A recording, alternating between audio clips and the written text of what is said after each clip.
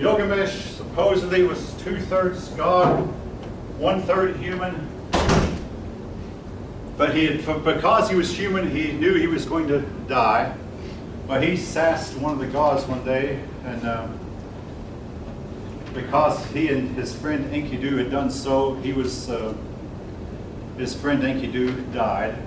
Gilgamesh was very upset, so Gilgamesh went off looking for the survivor of the flood in search of immortality, and was told that all things come to an end. We don't sign contracts to last forever. We don't lay the foundation of a house believing the house will last forever. There is no permanence. Anyway, the story of Gilgamesh is now taught in literature classes, and part of the story includes the Babylonian flood story. They're letting us know that the Sumerians and Babylonians, all ancient people, believed that there was a flood. There are several things that all races of mankind, all people, there's only one race, that all peoples have in common. Number one is a flood story. Number two is a story of a fall, that one time the earth was really beautiful, and then because of some transgression on the part of man fell. Also, all branches of humanity have a zodiac that consists of 12 signs. The 12 signs might be different. All of them studied the stars and developed the same constellations, put the same stars on the same constellations. Constellations, zodiac, and all of mankind had the same 7-day week cycles, with day number 7 being a day of rest, all indicating that at one time mankind was all bunched together, and carried these stories with him in different forms everywhere he went. Stories of the fall from paradise, stories of a flood, a 7-day week cycle, constellations, zodiac. A few things like this that all mankind has in common. Oh yes, something else I must mention. Every group of people has stories about dragons. In China, the dragon is one of their symbols of their zodiac. When they try to describe these dragons, they looked remarkably like the bones of dinosaurs we dug up. Now, standard paleontology says that the last dinosaur died out 65 million years ago, and that humans did not come on the scene until 240,000 years ago. Therefore, humans and dinosaurs never met.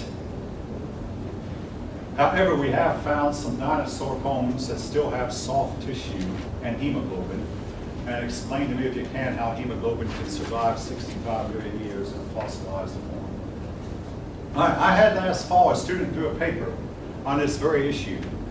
She started out as not believing what I said, went and did the research, and discovered that, yes, the dragons look remarkably like the reconstructions of dinosaur bones. And according to folklore, nobody in Europe doubted the existence of dragons until the year 1600. Not only did people believe in them throughout the 1500s, but actually they claimed to have seen them, fought with them. Particularly come the story of Beowulf. How many of you have read Beowulf in your literature classes? Beowulf folk would be considered serious history. I mean, the people we talk about existed. His sister supposedly married a king, and we have a record of this king and his sister being married to a king. The only thing wrong with the Beowulf story is it features flying dragons. We sometimes call them pterodactyls, flying reptiles. But also in the story, these dragons had small arms with big stumpy legs. Not all of them, but some of them. And if you could break their arm, they would bleed to death. Well, Beowulf approached one time. The dragon expected him to run. Instead, Beowulf charged, which surprised the dragon. Then Beowulf got right underneath the dragon, where the dragon, with his eyes on the top of his head, couldn't see him. Beowulf grabbed the dragon's arm and gave it a mighty twist and broke it. And the dragon bled to death. If you look at the Babylonian and Sumerian records, this was a common way. They would use a tree, the branch of a tree shaped like a Y, and they would hook this around the dragon's arm and give it a mighty twist, and break the dragon's arm. There's a common way. Of course, in another story, Beowulf dug a hole where he knew the dragon would be slithering along above him. Got in a hole, and when the dragon slithered his soft underbelly above Beowulf just simply stuck his spear right up the dragon's underbelly and killed him that way. Again, these stories would be believed, except that we don't believe in dragons. I do. I don't say that much. All right. Anybody want to comment? I mean, if you disagree with what I'm saying, go ahead. Dragon stories, again, are found among the American Indians, among the people of India, especially among the Chinese, among Europeans, Greek and Roman times, the Norsemen,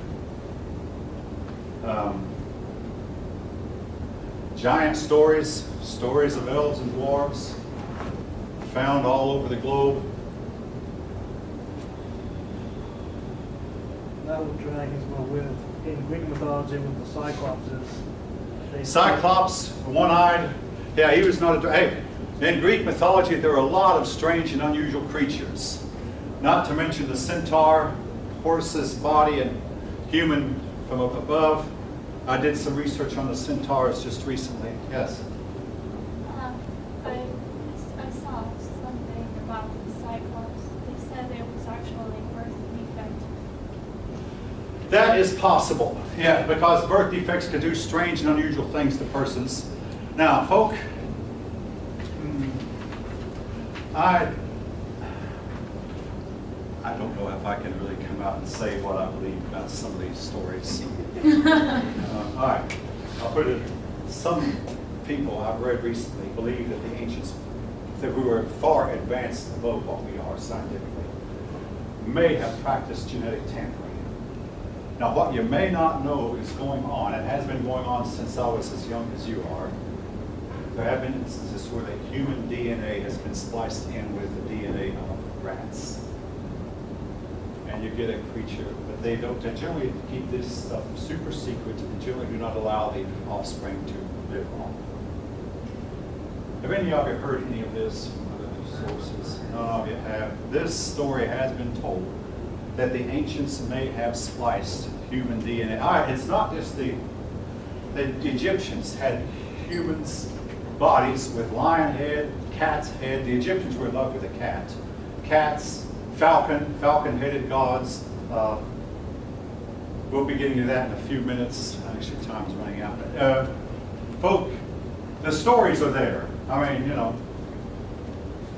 What do you read? What's that? What do you read these stories Well, just from? look up ancient Egypt religion, and you'll see pictures of falcon heads. Oh, I've seen that. You have. You've seen the falcon. How many of you seen the cat-headed gods, the falcon-headed gods? Oh, they're all. In fact, I think they're. But I mean, the stories just be like tell a you The nice- stories about DNA, genetic tampering. That, no. That's Because I'm saying. I'll tell you what. Yeah, I'll tell you what. I'm going to do my best to remember to bring in some sources for that on Monday. Off the top of my head, I can't think of some sources. But anyway, the ancients are rumored to have advanced far beyond us in science. Okay, have to move on. Egypt.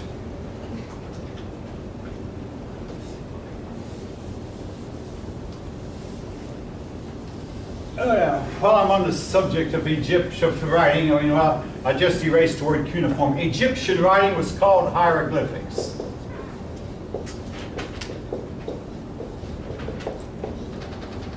Now,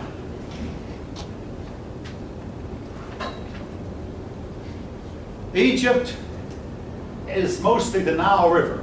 Even to this day, more than 90% of your Egyptian people live in a narrow strip of land. Without the Nile River, Egypt would just be a part of the Sahara Desert. In fact, Egypt is part of the Sahara Desert. It rains in Egypt about once every 100 years. The last rainstorm was pretty devastating because it created a flood of sorts, but that's been maybe 100 years ago.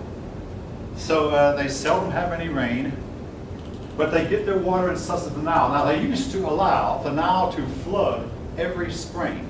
Now, what they didn't know was that the rainy season deep down in the heart of Africa around Lake Victoria would produce a lot of rain that would raise the level of the Nile, and the Nile would overflow its banks and lay down a fresh layer of topsoil Today they put up a big dam called the Aswan Dam that stops this flooding, and now the Nile doesn't flood anymore. But they have ways to artificially water their crops, and the watering is...